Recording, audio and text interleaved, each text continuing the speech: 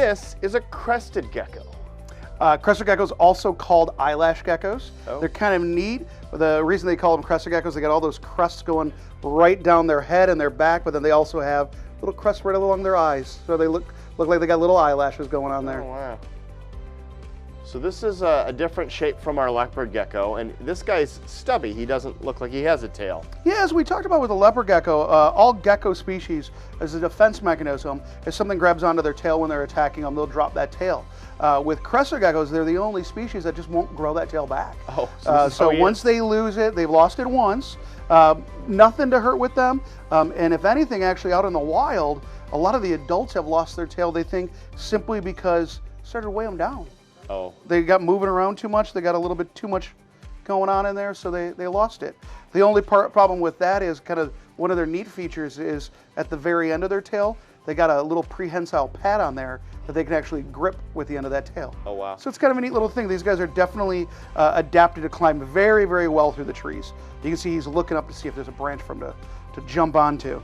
Yeah, he's got like little sticky fingers on his feet there. Yeah, he uses all of those lamnellae, as they call them, on his toes there to grab and hold on to everything. He can crawl straight up the glass here if he chooses to. And they'll climb right up through the branches in the trees. These guys come from an island called New Caledonia down in the South Pacific, and they just live climbing around on the trees through the jungle. Wow.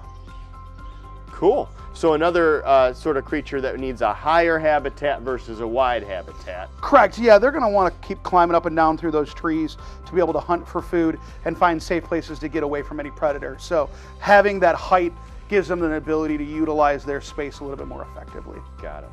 So who is a crested gecko a good pet for? So these guys are the big thing where I say that they're good for. We talked in our first video about what feed requirements that you like. And the beauty of the crested gecko is these guys are true omnivores. So they eat some fruits, but they also eat some bugs and things like that. And we've been able to develop some powdered diets that replicate that food for them. So we've got here one of our many flavors. This one looks to be our plum flavor of food. So we've got many different fruit flavored foods that we're able to utilize for them that are that meal replacement. So for that keeper that just, they want to stay away from bugs and they don't want to have to go to the grocery store to buy vegetables for, you know, your vegetarians, this makes your life a lot easier. You're going to mix up a powdered diet for them and be able to utilize it for them that way. That's cool. Cool. All right, so then when we're setting up their habitat, what do we need to do? Like, what's the temperature thing? That seems to be the thing with the reptiles. We have to know their temperature. So what's really cool about these guys is the island that they come from has a really constant temperature down into the jungles that's right about our normal room temperature. So right in the low 70s, somewhere in that 70 to 75 degrees is a perfect temperature for them. So most keepers are either going to keep them with no added heat or a very simple heat light. As I've said before, I like to keep a little heat light on basically everything. That way I can observe them and I can see things in there.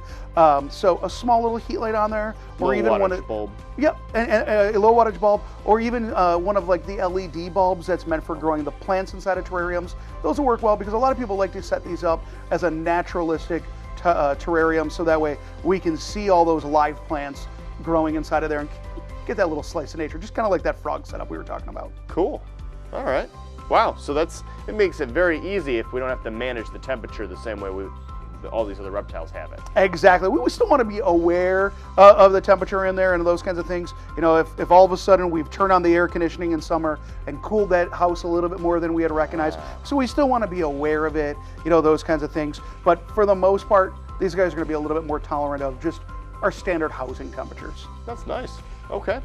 So then for the setup of the habitat, I see that this kit comes with some sticks and some foliage. Yeah, so again, we're going to replicate the jungle in there. We've got some sticks, we've got some a plant inside of there. We've got some of our EcoWorth dirt bedding to be able to give us that natural looking dirt substrate inside of there. So we're going to kind of just create a little slice of jungle inside of there. More places for them to climb on, the better. We've got different options here. Some of the spider wood would give us a good place for them to be able to climb on.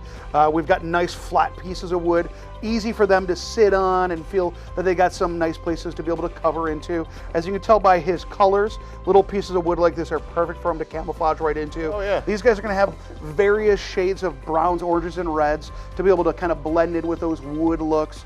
So any of those flat pieces of wood, just make them feel real nice and comfortable inside of there. And so as much as we can utilize those, they work great. And as we talked, because they are going to be arboreal up in the jungle, a lot of people like to feed them up in the jungle. So we've got our arboreal feeding platform. It's got a little spot inside of there for the dish, suction cups right to the side of the tank. So now we can feed them up in the air. They don't want to go down to the ground anyway, so let them just stay up top and be able to eat their food up there. Wow. All right. Okay, so we've talked about the environment. We've talked about what they eat. We've talked about behavior, that they are going to be basically a tree dweller. What's the maintenance? Like, what do you have to do to maintain the habitat? So the biggest issue with these guys that's going to be the upkeep side of it is they like it humid. Okay. Because they're living inside of the middle of the jungle, it's going to have a higher humidity. So you're going to want to spray this cage down at least once a day, maybe twice a day, having a humidity gauge inside of the gauge and inside of the tank to maybe keep an eye on it. Generally speaking, as long as they're shedding well, we're going to be in a good spot. But keeping it nice and humid by spraying the cage down, that's going to be your big maintenance. Again, they're going to go to the bathroom. Going to want to spot clean that. They're up in the branches, so most of their going to the bathroom is going to be on the branches or on the glass, not going to be down on the bottom as much. Okay. So just going to be doing that spot cleaning that way. Clean out the entire thing, about once every month to 6 weeks. And does the temperature of your spritzy water matter? You don't want it to be too cold or too warm. Kind of room temperature. Okay. Works perfect for it. And do you treat the water with anything?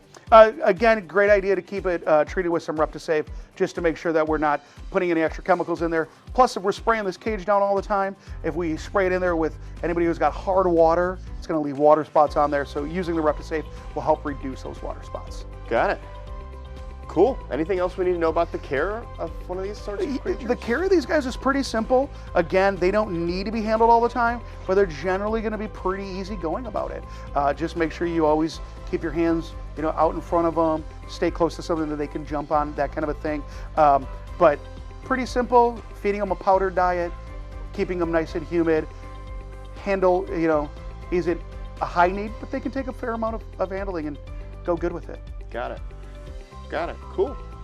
All right. Sounds like this is an easier to own reptile than almost anything we've talked about so far. Not only are they extremely easy to care for reptile, they've quickly become one of the most popular reptiles because they are so easily cared for.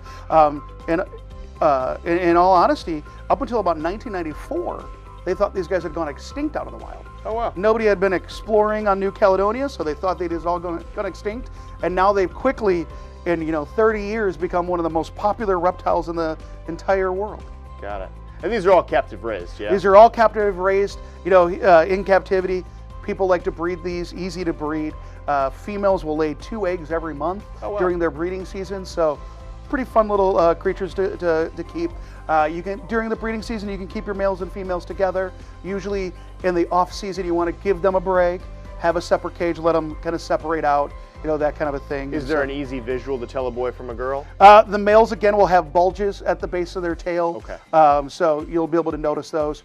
Not until they're a little bit older, but once they get a little bit older, you're going to be able to tell the bulges on them. So in general, are we just keeping one of these as a pet?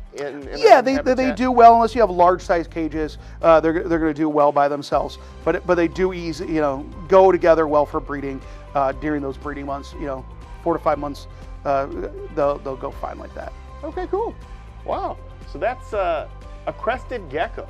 If you have any questions on owning a crested gecko or any of the other reptiles, please come into the store and ask for a pet counselor.